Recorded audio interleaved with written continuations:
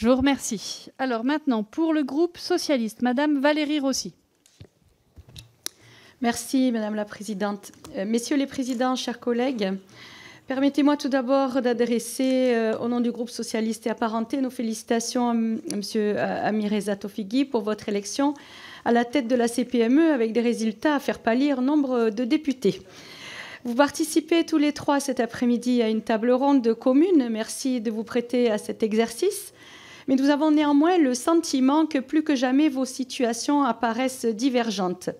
L'année 2024 a connu un record, vous l'avez dit, nous l'avons, le collègue aussi, avec quelques 67 830 défaillances d'entreprises, le plus haut niveau depuis 25 ans.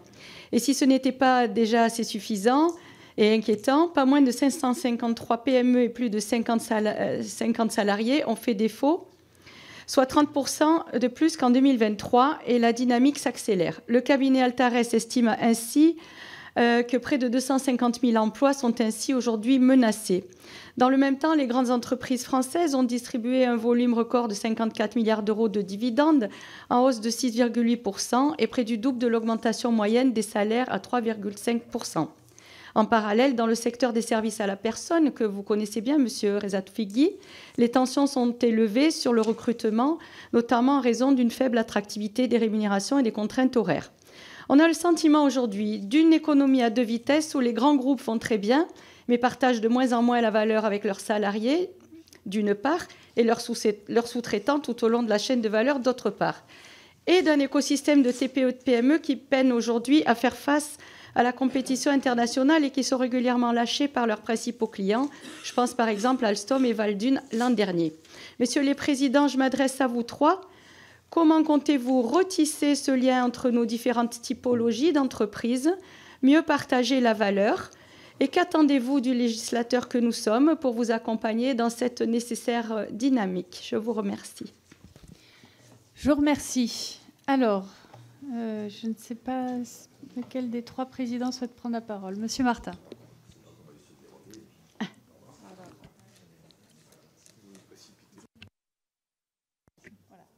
Merci, Madame la Présidente. J'entends évidemment ce que vous dites. Enfin, si vous me permettez, prenez bien en compte le fait que l'économie, c'est un chaînage et que nos grandes entreprises font vivre beaucoup de PME, beaucoup de TPE.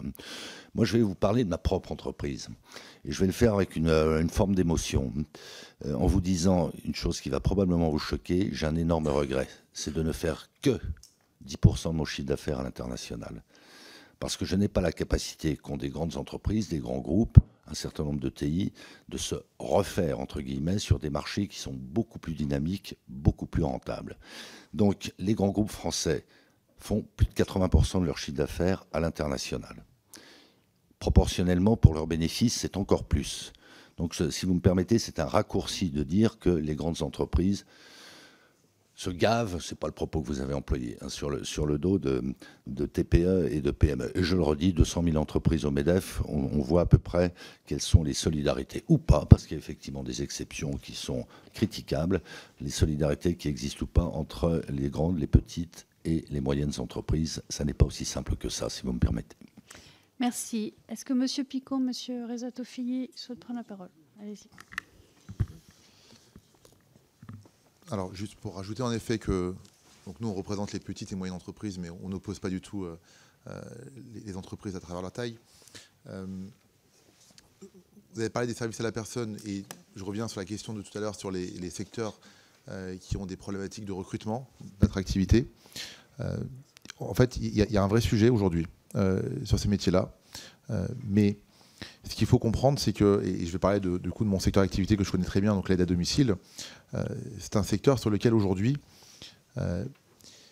la demande même des pouvoirs publics et des collectivités qui nous demandent de passer une demi-heure quelque part, une heure là-bas, crée de la pénibilité. Et moi j'ai toujours dit à chaque fois aux conseils départementaux, vous nous précarisez, donc on n'a pas le choix que de précariser le salarié en fait. Quand on nous demande de passer 15 minutes chez une personne, puis 15 minutes là-bas, et que le département nous paye 5 € le passage, comment vous voulez qu'on fasse de la magie?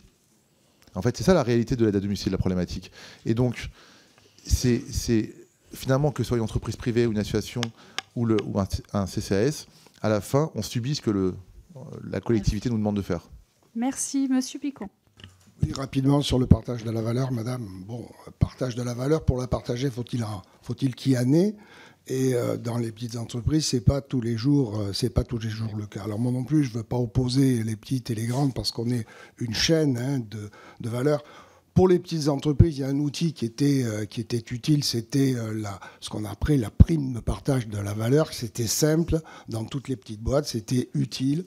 Elles ont été utilisées dans nos petites entreprises. Et malheureusement, je remarque dans le prochain budget, enfin on verra ce qui va en sortir, hein, on va y assujettir des charges sociales alors que ce n'était pas utile. Je ne reviens pas sur ce que j'ai dit tout à l'heure, sur le poids des charges, comment mieux rémunérer nos salariés. J'ai déjà donné quelques pistes. Je pense que le travail est trop chargé. Et bien évidemment, le partage de la valeur, cette première étape du partage de la valeur dans une petite entreprise, si on la charge encore fiscalement, eh bien, on ne va pas concourir à mieux rémunérer nos salariés.